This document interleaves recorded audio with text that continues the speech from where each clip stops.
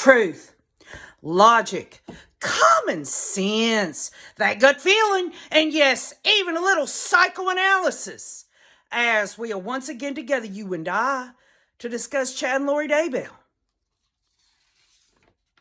It's been 4 years. Larry Woodcock reminded us all of that yesterday. I was looking through all my research and the piles and piles of printed documents, legal documents, research, thinking about everything that you and I have been through. 2 years, over 2 years really. Thinking about the beginnings of it, thinking about all of this that went on, the ups and downs, the tears, even the times that I tried to make it, I guess what you'd call entertaining, just to get us through another day, to get the rays through to justice, justice through understanding. I always wanted to keep a light on this case. I knew it was important, not only for the victims' family members, but for also humanity. I know it seems like I'm just going way overboard, but OKJ can't help but think about this whole case and everything that's gone on thus far.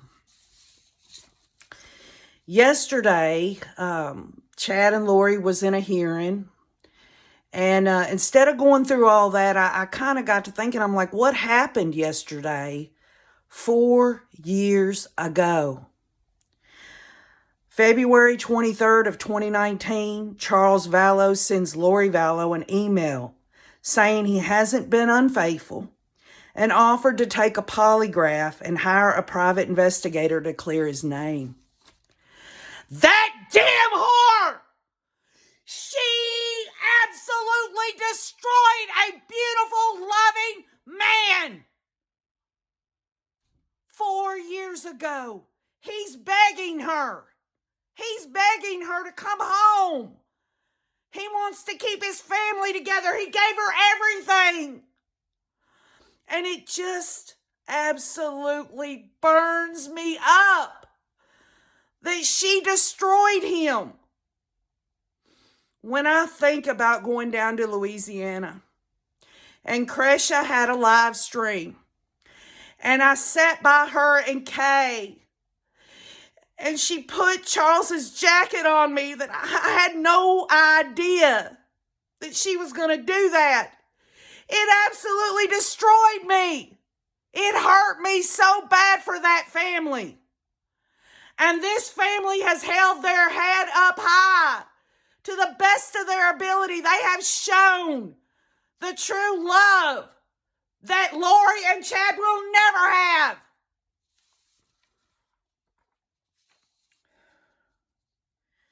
Nate Eaton says to Larry Woodcock yesterday, the trial is 5 weeks away. And Larry just says 3 things, 3 words. God, that's unbelievable. God, that's unbelievable. Well, let me tell y'all, this man is measured. Kay is measured. Cresha is measured. He could have said so much, but he held it in because he knew in his heart of hearts that he wanted to represent the love that Chad and Lori just absolutely turned away from.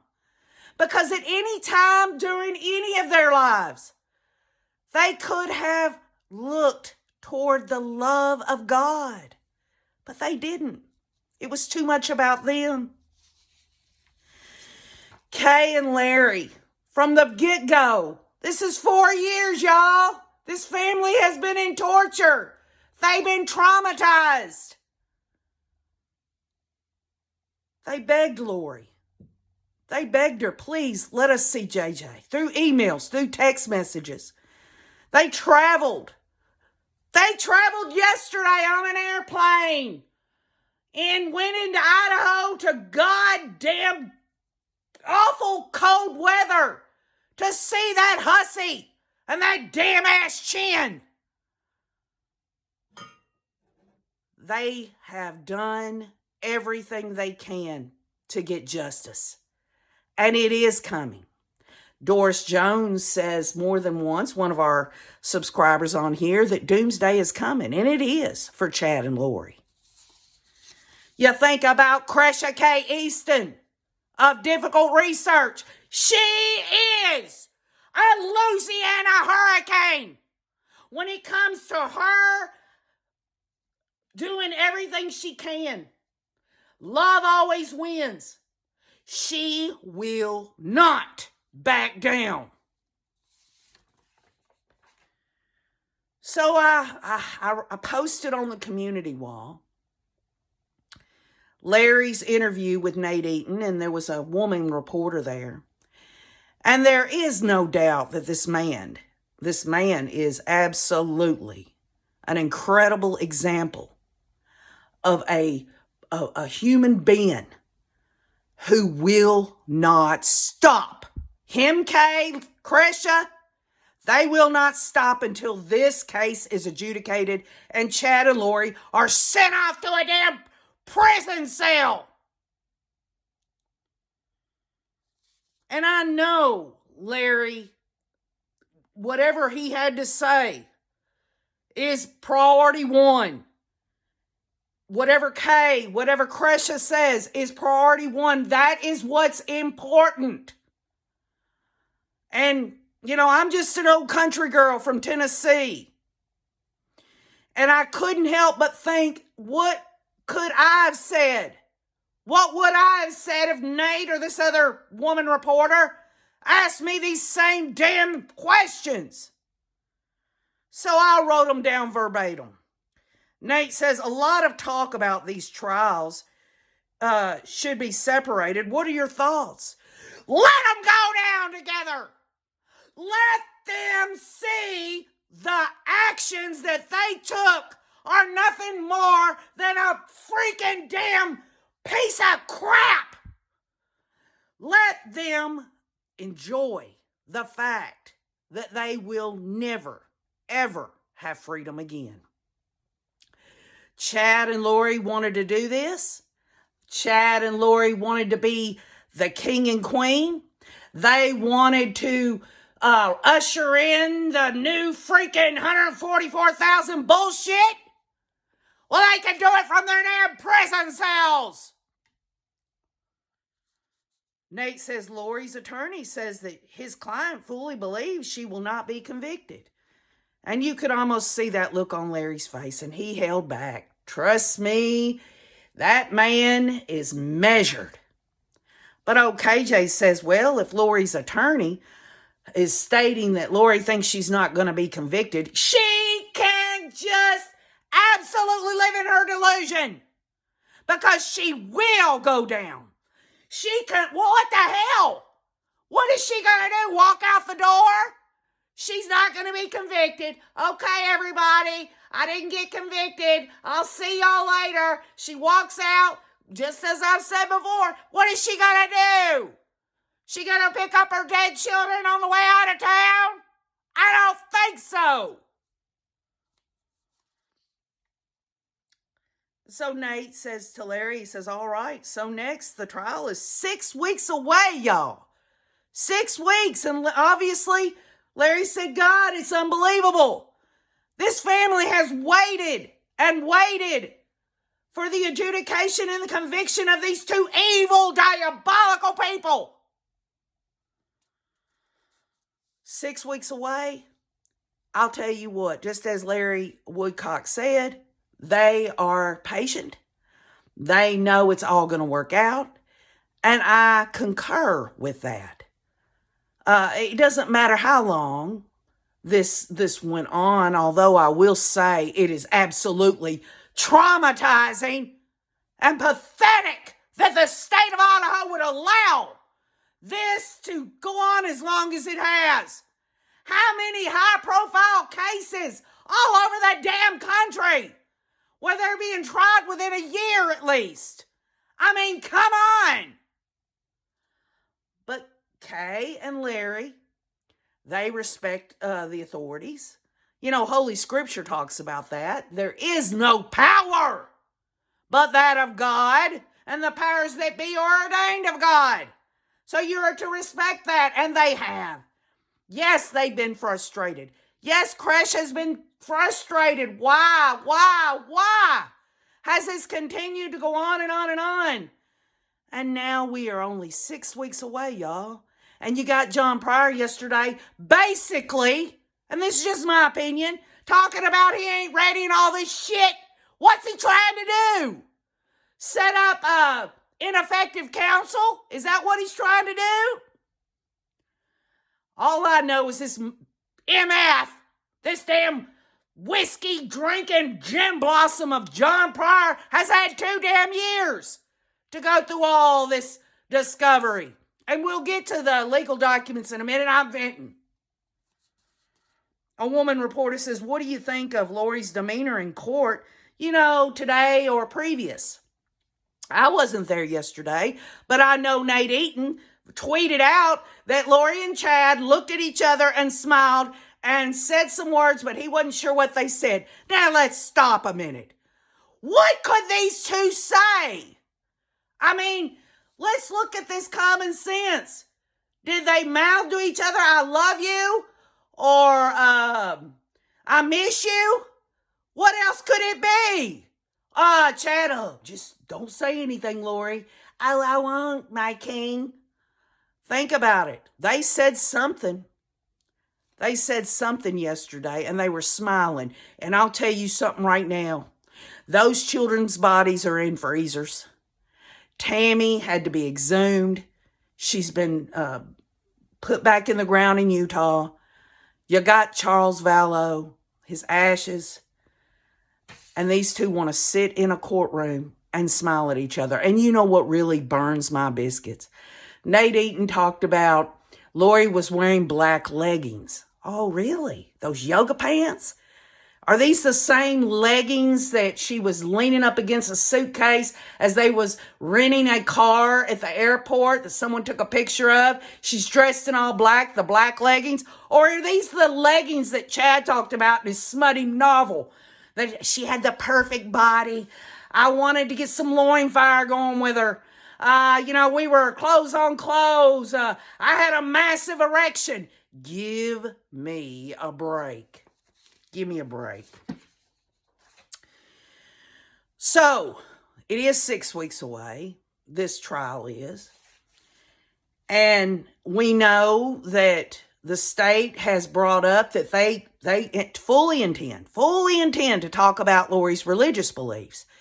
But what they're concerned with, and this was in yesterday's hearing, they were concerned that if they have to bring that out, which they do, y'all, it's in the indictment, they espouse religious beliefs for the purpose of murder, they have to talk about it, that this would open the door for the defense to talk about Lori's mental illness. Wait a minute, let's just back up a little bit.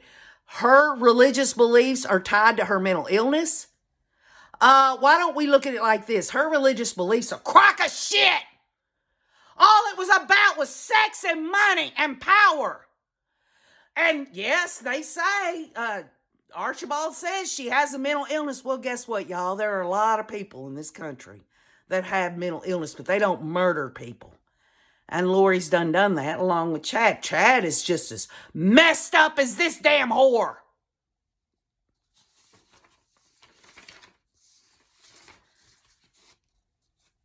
And Archie says that, we don't want to bring this out in the trial. We just only want this for sentencing. But folks, let me tell you, make no mistake. The jury's going to listen to the state talk about Lori's beliefs, and the first thing they're going to think is this woman's a freaking nut job. Whether or not Archie steps up and tries to get in the door on it. Because, folks, nothing that these two believed in was anything more than some made-up bullshit that Chad made up with his shitty-ass writing.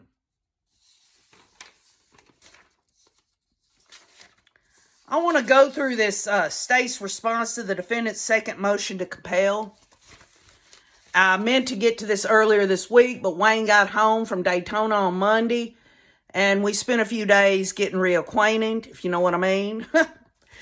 Well, actually, it was all about getting back in the normal thing. I'd been away from him for a week, and I wanted to, kind of spend time with him and kind of get up to speed, so to speak. But I want to go with this with the thought of justice through understanding. I also want to take into account yesterday's hearing where Chad and Lori were smiling at each other and said things to each other. The fact that Lori was wearing her damn yoga pants and had her hair up in a ponytail in the back. Did y'all notice that? It wasn't up like a unicorn this time. It was in the back. She's got her damn greasy ass ringlets. Chad, when he was scooting on down that sidewalk in those shackles, he looked like he's lost some damn weight. He's probably been bent over by Bubba. But I want to remind y'all of this because I think it is very relevant that Chad had said this, and I want to dissect it before we go into this legal document, okay? Just bear with me. Chad told Melanie Gibb on the recorded phone call while Lori's sitting there with Chad. Now, you almost have to picture it that they're probably laying in bed together or laying on a couch together, holding each other closely. Melanie Gibbs called to basically bust them to get her ass out of trouble. But Chad says, I've been told for years that Tammy would pass away at a young age. I had no idea that Lori would even be part of my life. I just knew that my life had two segments and that I know Tammy's on a special mission and she is with my kids. She has visited them. So the first thing that I recognize in all of this statement of Chad's over the phone is that he is right there with Lori. So anything that comes out of his mouth, she's going to hear it. So he is stroking her, mentally, emotionally, evilly, whatever you want to call it. He has to say what he's got her believing. Now, let's just be clear. I'm not saying that Chad took advantage of Lori. I am just saying that he fed that damn twisted ass bitch's damn belief system. He fed it. He only would say things that he knew she would enjoy, that she felt orgasmic about. When he says, I've been told for years that Tammy would pass away at a young age and I had no idea that Lori would even be part of my life. Well, I'll tell you what, according to Chad Daybell, October the 26th of 2018, he's saying, Friday morning, October 26th, driving south on the freeway, a voice said, you will meet an extraordinary woman today who will change your life forever. And you can be damn sure that Chad Daybell did meet that woman, and that woman was Lori, and she is changing his life forever. He's going to spend the rest of his damn days playing damn pinochle with a bunch of damn prison inmates. He's going to have to be somebody's bitch for the rest of his days. So we know that at least from that point, October 26th of 2018, when he met Lori, he absolutely knew then that this woman, because it goes into it, I met her, she was everything, we'd been married before, she just didn't know it yet. Give me a break, y'all. This man wants to let Melanie Gibb know, along with letting Lori know as he sits there, because he's already told her this shit. And she's probably added to it too. He wants it to be like he just had no idea that Lori was supposed to be in his second segment of his life. But let's look at that. If this is so damn divine, if this is so a vision beyond the veil that was supposed to come true, let's look at after that point. If he knew that, if he knew that Lori was the one, that Lori was the second segment of his life, more like a damn black hole that he could stick his damn wiener in, Let's look at it. We know that, you had January, February, and March of all that crazy stuff going on. After she met Chad, he was emailing her. They were talking. She was sending videos of herself dancing like a damn cheerleader.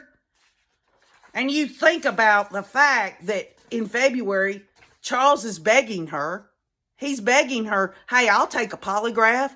I'll even hire a private investigator. She was accusing him of everything she was doing herself. There was nothing that Charles could have done that was going to keep Lori married to him. She had already made up her mind. But by June the 29th of 2019, Charles emails Chad and says, hey, I think it's inappropriate that you're watching my wife dance, basically. And then this, of course, all this stuff about, I'm going to get in touch with your wife, and him and Lori are fighting back and forth, and she's saying Tammy's a friend of hers, and that you're basically spinning your wheels. But we know what happened. July the 11th, he was murdered. He was murdered. And on that same day that Charles is murdered by Alex and Lori, and Chad was on board with it, because if Chad wasn't on board with it, why in the hell? Why in the hell would this man who thinks this woman is part of the second segment of his life be calling the damn funeral home? Acting like Chad DeBall, checking on pricing. Why can't Lori do it? She didn't have a problem calling the insurance company to find out he busted her ass. It's absolutely unbelievable. But then when you go from July the 11th of 2019 to 1 month exactly later in August the 11th, that's 1 month later. As the relationship progressed, Chad was still married to his wife of 29 years. Chandler detectives wrote that through August of 2019, Chad and Lori appeared to have a difficult time maintaining their relationship due to him being still married. And you think about that. Charles is murdered. Lori wants Chad. Chad's filling her head full of shit, basically, about, it takes a long time to get the spirit out and all that. And what does Lori do? She gaslights him. And if she would gaslight him, I guarantee y'all, she didn't know what love was, and he sure as hell didn't. She says, on August the 11th of 2019, you should give all your love and your attention to your wife and family. I'm just a distraction. Go have fun with your family. I really do want you to. I just can't be in the way anymore. If things change, we can talk. But we have nothing until things change anyway. Does this sound like a woman that Chad says was supposed to be in his life? Does Chad acknowledge on a conscious level that he's committing adultery on his wife, and whatever excuses he's given her have basically come to an end because she's already murdered her husband? It's time for Chad to pony up. So what happens after that? August 11th of 2019, the whole month of August, they're having a hard time. Well, she does what any stupid damn woman would do that's someone like Lori. She moves closer to him, and it reminds me so much of Jodi Arias in some ways. Travis Alexander and her broke up, and I'm not saying Chad and Lori broke up, but she's sitting here saying, go be with your family. She moves closer to him, just as Jodi Arias moved close to Travis Alexander. Lori absolutely moved there to be close to Chad. The question really is did Chad say, come on? Or did Lori just bring herself there? This, I really believe, my friends, will be bared out in the trial. This will be bared out on whether or not Chad said, come on, Lori, come to Rexburg. Because when he told Lori to come to Rexburg, he had every intention of murdering his wife. How in the hell he thought if he actually did, which I believe he did, he got her to come, but she wanted to come anyway. You know, this whole bullshit about Melanie Gibbs saying, Lori said, well, I just don't know. I got to get my own revelation or whatever the hell that is. The bottom line is I believe Chad told Lori to come on, along with Alex. We know what happened in September. I'm not going to go down that road again. We know Tylee was murdered. We know JJ was murdered. And 2 weeks later, 2 weeks after JJ is murdered, Chad sends Lori a text saying, hello, sweet angel. Big news about Tammy. Please let me know if you're awake and can talk. I love you, says Chad. That was on October 5th of 2019. We know 4 days later, Alex is trying to take a shot at Tammy. The bottom line is they both, through the whole year of 2019, were actively trying to figure out ways to be together. She'd already gotten Charles out of the way. Now it was Chad's turn. The news that Chad was speaking of was that Tammy had been taken over by a demonic entity named Viola.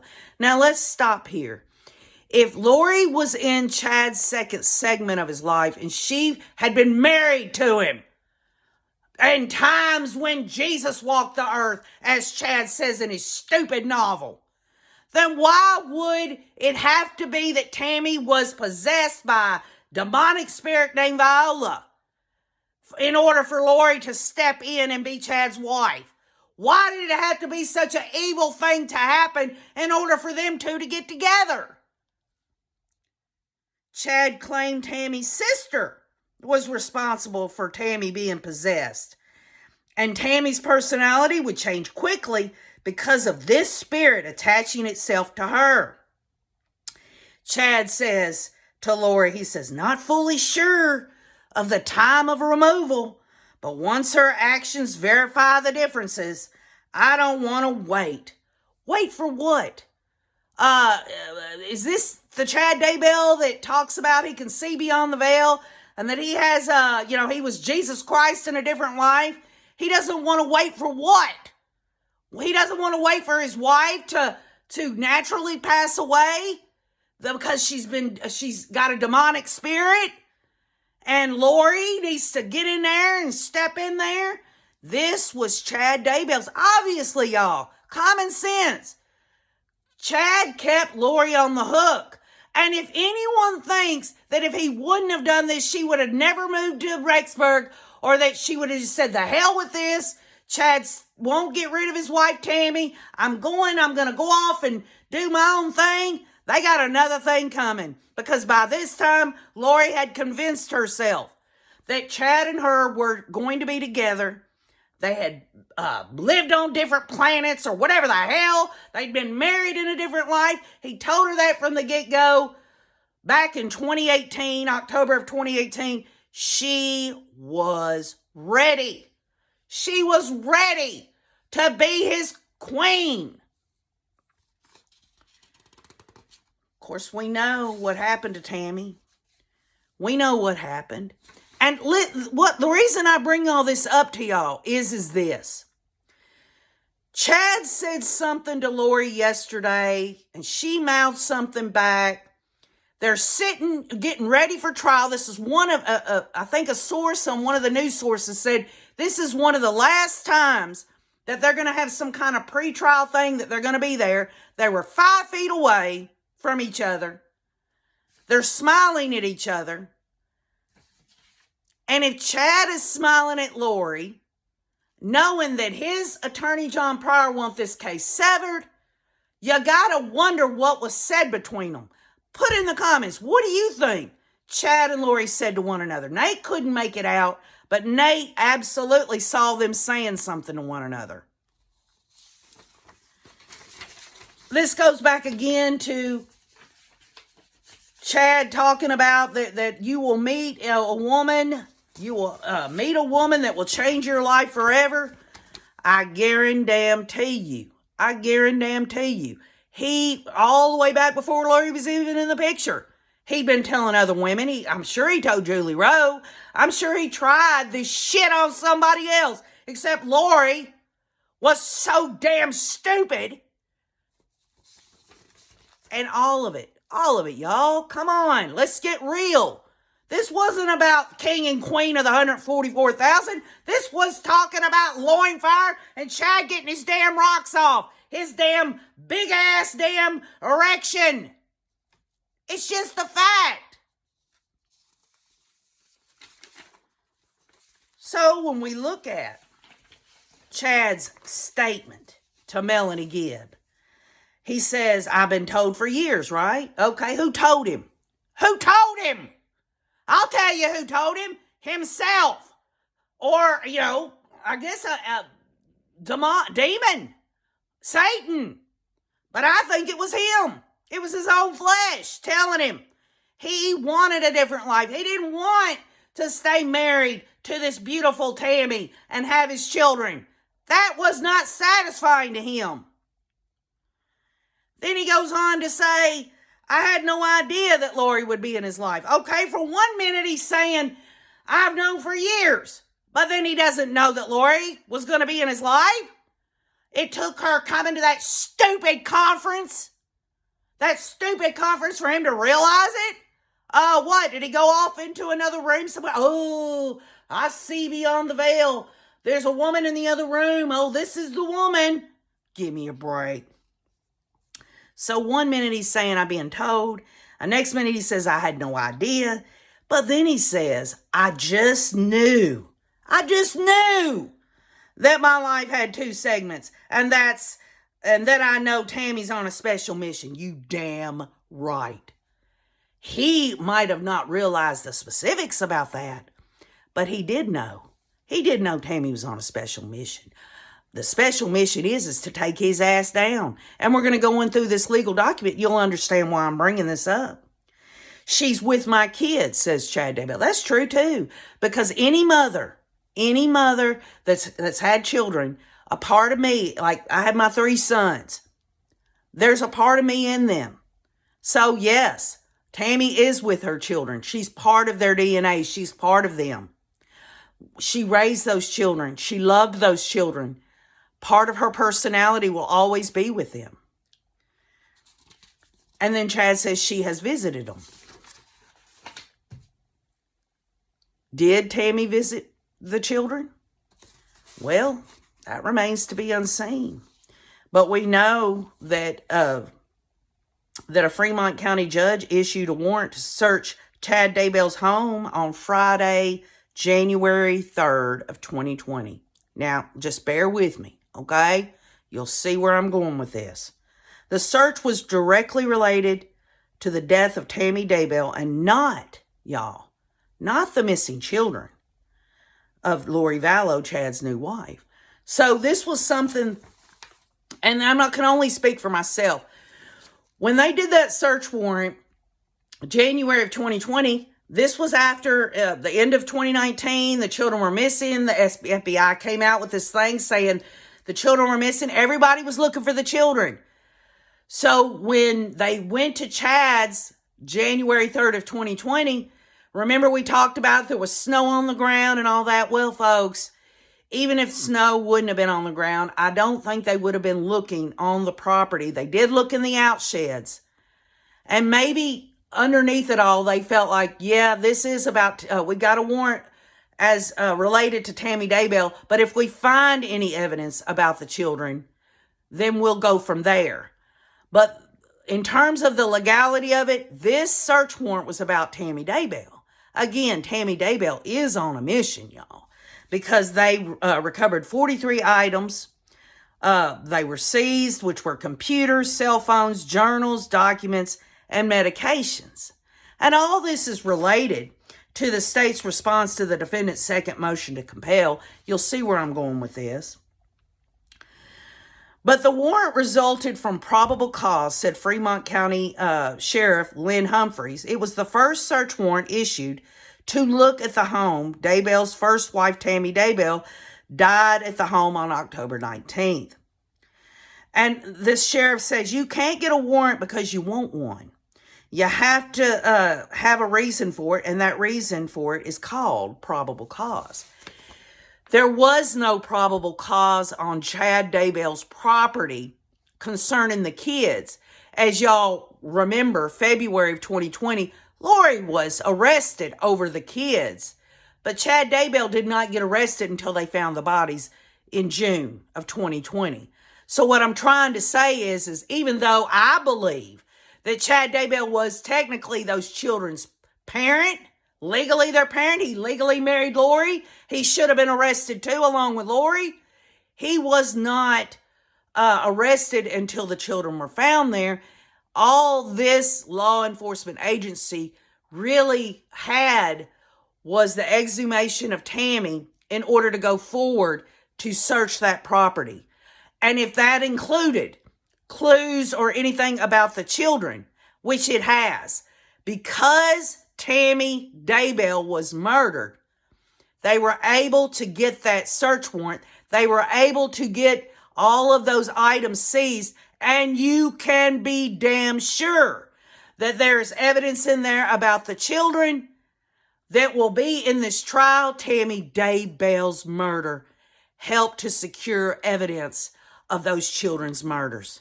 You can be sure. She's on a mission, y'all. Law enforcement from the Fremont County Sheriff's Office, the Rexburg Police Department, and the FBI started searching the Daybell property Friday morning. The officers searched inside the Daybell home as well as and in the shed and barn located behind the house. And, I can't help but think about when Larry and Kay went there and the children were there and they didn't know it. It's chilling. It's hurtful. But then again, y'all, even though they didn't find those children January of 2020, they got evidence. And that evidence was because Tammy Daybell is on a mission. Humphreys didn't detail what kind of evidence the FBI may be looking for, but said that whatever is found will be sent to FBI labs to be tested. And remember, these were 3 law enforcement agencies. The FBI got involved because of what, y'all? The children. The FBI wouldn't have been involved over Tammy Daybell's exhumation and murder, right? They were there because of the children. That's the reason the FBI got involved. So, yes, this focused warrant was about Tammy Daybell, but they were able to gather evidence. I can't stress it enough, y'all. Tammy was there, y'all. She was there not only to show everyone that she'd been murdered, but also those children had been murdered. Evidence can be be used to prove guilt or used to prove innocence, said the sheriff. Whatever evidence we collect, it will come back one way or the other. It's part of the process of eliminating any doubts. And so it is that because they were able to get all of this information, I'm finding out through this legal document, the state's response to the defendant's second motion to compel, that the evidence they collected, y'all, I know I keep saying this, but this is just, for the longest time, I thought it was they were over there looking for the kids. And yes, I'm sure underneath it all they were, but they had to have a context. They had to have a legal reason to be over there, and it was Tammy Daybell, y'all. So I want to go over this with y'all. I've always tried to get as much of these legal documents as I can. We will, over the weekend, I'll get back with y'all over the state's objection and brief in support of objection to defendant's motion to dismiss the indictment or to preclude the imposition of the death penalty, which is a response to Chad Daybell wanting his case dismissed or the death penalty taken off the table. We'll do that later on this weekend. But right now, I want to focus on the defendant's second motion to compel. So, basically, the state is responding to John Pryor saying, hey, we're not getting this information, and the state is letting them know, hey, the prosecution is not required to deliver the entire file to the defense counsel, and goes on to talk about disclosure of evidence and materials by the prosecution on written request, except otherwise provided in this rule. The prosecuting attorney must at any time following the filing of charges on written request by the defendant disclose the following information, evidence, and material of the defendant. So they're responding to John Pryor wanting to say, I'm not getting all this discovery. And they go through it all, the basic stuff, whether it's books, papers, documents, photographs. But I want to home in on this. The state has complied with this discovery, they say, in regards to items listed in the defendant's second motion to compel, and will continue to do so. Now listen up. While the defendant's second motion to compel does not specify which devices it references, the state believes, this is what the state believes, from other filings and the number and types of devices listed, that John Pryor's referring to items seized, y'all, from the defendant's home on January 3rd of 2020. Okay? Indeed, the state disclosed these items in a previous case before the defendant was indicted in the current case. In other words, the state's saying, y'all remember when Chad was, he was charged with alteration, destruction, and concealment of evidence? We gave y'all all this information. And then when, so y'all have had it. Y'all have had it for all this time. And then the state talks about this. They say the defense counsel can inspect and copy or photograph the items or materials described by simply making prior arrangements with the Madison County Prosecuting Office or law enforcement agency holding such items as evidence. And yesterday, Lindsay Blake talked about, hey, it's not our fault that John Pryor's in here belly aching and bitching about all this discovery, because at any time in this 2-year period, he could have went and took care of this. He could have gotten this. It's not up to us to give him there. John Pryor's supposed to come to us and get whatever he wants. We've made it available. After the defendant was indicted in the current case, the same report and evidence log were disclosed again in the state's first supplemental discovery disclosure dated August 9th of 2021. Further, on May 31st of 2022, the state disclosed an FBI report in its fourth supplemental discovery disclosure regarding multiple devices in which the raw data was downloaded and provided. The report contains a detailed list of devices. This disclosure again includes the same paragraph which states that defense counsel can make arrangements to inspect, copy, or photograph the materials with the prosecuting attorney's office in compliance with Rule 16. So they're saying, hey, from disclosure 1 all the way up to disclosure 4, we've always put in there, according to the rule that we're supposed to abide by. Come on, John Pryor, Archie, y'all come, make arrangements. We'll get it, get your device, bring it over, we'll download it for you, whatever you need, right? So they gave a whole list.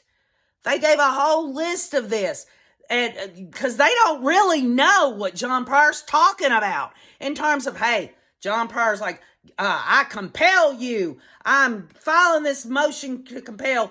But the state's not even clear what they're talking about. So they decide themselves, the state, to list it all out. And again, this is about January 3rd of 2020, the search warrant on Chad Daybell's property. That was because of Tammy's mission as far as OKJ's concerned. Now, I'm not going to go through all of this, but I will pick out some of it. There is a total of 25 items that the state says, hey, are you talking about this, John Pryor? Because I'm telling you now, you could have came at any time and got this information. But what's interesting about it is number one, Tammy Daybell's cell phone. An extraction of that phone and a report regarding the information was provided in the state's first discovery disclosure in the pending case. And what does that mean? That means they downloaded everything on Tammy Daybell's phone. She is on a mission to take down that son of a bitch as far as OKJ is concerned. I'll say it till the cows come home. You think about what's on that cell phone. You think about, shoot, just a little smidgen of what was on Tammy's phone was when Chad was sending her a message saying, I'm burning limb debris and I shot a raccoon. The same time that Alex Cox was there for 2.5 hours, chopping up and burning Tylee's body. So if that can be said, if that is in the overt acts in the indictment, you can imagine what Tammy Daybell had said on her cell phone. Then, specifically, number 2, Seth Daybell's iPad. What could have been on Seth Daybell's iPad? Did Chad use the iPad? What's so important about it? Is there anything on that at all that Seth's talking about? You know, as we go down through here, it talks about the electronic devices described in the defendant's second motion to compel clearly fall under ICR 16b4. They are tangible objects, and some of them contain documents. It's arguable that the state did not need to disclose items belonging to the defendant's children, which contain no material information. So there's your answer on Seth Daybell's iPad. There was no information that the state could use or any information that would be exculpatory that would help Chad Daybell, but the state included it anyway, and they pointed this out. Now, this is the one that really gets me, and this is the one that you have to stop and think about it. An approximately 850-page report of a disc in Chad Daybell's iMac, including approximately 109 articles of the defendant's writings, wills, living wills, and trust documents were provided on August 9th of 2021. That was 2 damn years ago. And what the hell? Why would Chad Daybell need a will or a living will or a trust? I thought he's going to live for freaking ever. He's the king of the 144,000. Everybody else is going to die. It's going to be doomsday, earthquakes, him and Lori and whoever the saints of 144,000 are. They're going to be living in white tents. Why would he need a will? Huh? Why would he need a trust or a living will? I'll tell you what, Chad Daybell's going to need a will and a living will now, because after he goes to prison and somebody gets a hold of his ass, the bottom line is he's going to need that when they put his ass in the hospital for damn pissing Bubba off, making Bubba jealous because Chad wants to talk his shit to the other inmates. And he goes on 4 through 17, talking about review of digital evidence. And it talks about on a flash memory device, SanDisk memory device, SD card, all of this stuff that was downloaded onto these discs. The state has given this stuff over.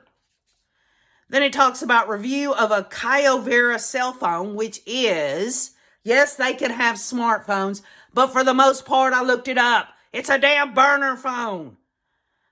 Review of Kyocera cell phones on March the 20th of 2020. You think about what Chad was saying on his burner phone.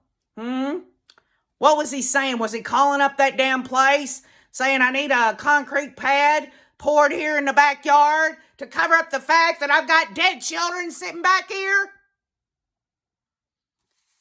And then it goes on to talk about Northwest RCFL. And I was like, what is RCFL? Well, RCFL is Regional Computer Forensic Lab. And it talks about a report for an Apple iPhone 7 and SIM card associated with Seth and Kayla Daybell. Again, it's interesting, but the state goes on to talk about they didn't have to provide the children's devices, but there was no information on that, so I can move past that. But then it talks about an HP desktop, review of electronic media on a Seagate hard drive from an HP desktop. Okay, so we know they've got Chad's lab, his iMac book, his laptop. They've got his desktop. And then a review of an electronic media on a Nikon 3500. Now, I thought, well, did Chad have a camera? A Nikon's a really high-dollar camera. But then I really got to really thinking about it common sense. There were a lot of pictures that were taken, y'all. And so those pictures, obviously, and this is just my opinion, I don't believe that this was Chad's Nikon. But if it was, could it be that he took pictures of Lori's spread eagle like Playboy? Were they doing the Jodi Arias and Travis Alexander shit? Were they taking pictures of anything? What would they be taking pictures of? Or could this be a Nikon 3500 that we see Alex with this nice high-dollar camera taking pictures in the park? Then, of course, you've got review of Seth Daybell's phone extraction data. Again, I don't believe there'll be anything on those children's devices unless Chad was using them, and it can be bared out that Chad was using them. The bottom line is that because Tammy was murdered, because they had the pretext, they were able to get on Chad Daybell's property. Now, one would say, well, KJ, why wouldn't they have been able to get a search warrant for Chad Daybell's property concerning the kids January of 2020 when they were off in Hawaii? Chad was legally married to Lori. This would have given them an excellent opportunity to make the warrant curtailed to the kids' disappearance, because they had to really watch it. They had to really look at what was going on, and they knew, y'all. They knew they had to build a case against Chad Daybell for murdering his wife, Tammy. They had to start building on that, too. If everything if search warrants, all of them were filed and given because it was about the children, then what about Tammy's case? Tammy was on a mission. She's still on a mission. And I feel so sorry for her children who want to take up for their father, but she is part of her children. Whether she's visited her children or not remains to be unseen. But let's not forget, one of the charges in this trial is Tammy Daybell's murder and Lori conspiring with Chad to do that. He actually murdered Tammy, in my opinion, with the help of Alex. I'm not saying Alex was in the room. I just think Alex tried to take Tammy out on the 9th, and Chad was basically at the end of his rope. So this whole ordeal that Chad didn't have any idea that Lori would be in his life. Well, if that's the case, then why during all his actions during 2019 up to murdering Tammy, does it prove now more than ever, and what we really already know, that this was self-serving? This was nothing, that was divine or seeing beyond the veil or any of this stuff. There was no visions involved in any of this. I mean, the only other thing I could say is that they were deceived by Satan himself, demonic entities. But even then, that doesn't excuse them, because you know what? There is not a single sin that any of us could do that can overtake us so much that we cannot get out of it, that we cannot thwart temptation. And temptation was given into time and time again with Chad and Lori.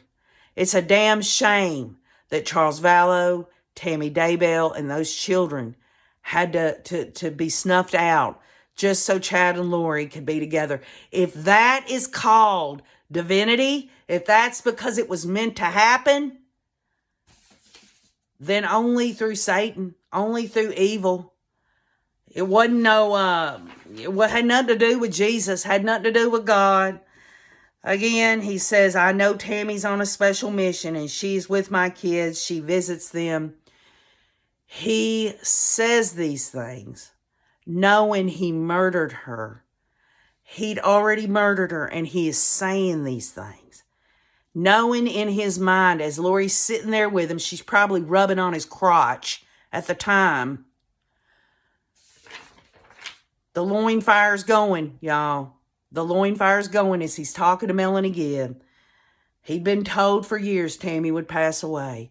Why didn't he know that he would be the reason she was murdered and passed away? Why didn't he know this? If this was something that was meant to be. And he says that his life had 2 segments. That was his choice. That was his choice. He didn't have, I mean, if he wanted to view his, and have a narrative in his life that he had a second segment to his life, that second segment could have been anything that brought good to humanity, that uplifted his wife, his family. Where does Lori stand in all that? When he's sitting there telling Melanie Gibb, I knew there was a second segment, could Lori say the same thing in her own freaked out mind? Oh, I had a second segment too. Well, actually, it wasn't second. I've been married so many times, so I had many segments. She can take those yoga pants and shove them straight up her ass because she's going down. So what did Chad and Lori say to one another yesterday? The only thing that I could come up with is that they were reassuring each other that they'd done the right thing. I mean, who smiles in the middle of the deaths of these children and Tammy? Who does that? Who absolutely can live with themselves knowing this? And it does my heart good that because of all this sadness and all of this tragedy, that so much good has come out of this. I've gotten to get to know Cresha, Larry, and Kay, and all of you. Oh, what a beautiful, loving world it is to know there are people out there like them that can stand up and be a beacon to get justice through understanding. Leave your comments. Please forgive me for my rant, but I want y'all to know as the trial nears us, Tammy is on a special mission. Those children and Charles, their voices are being heard through Cresha K. Easton of Difficult Research and Larry and Kay Woodcock. And that brings me all the comfort in the world. I love you all. I hope you have a great weekend. Remember, I'll get with you later this weekend on this other document. Just hold tight. Let's hold tight together. Let's get justice through understanding. Keep on looking.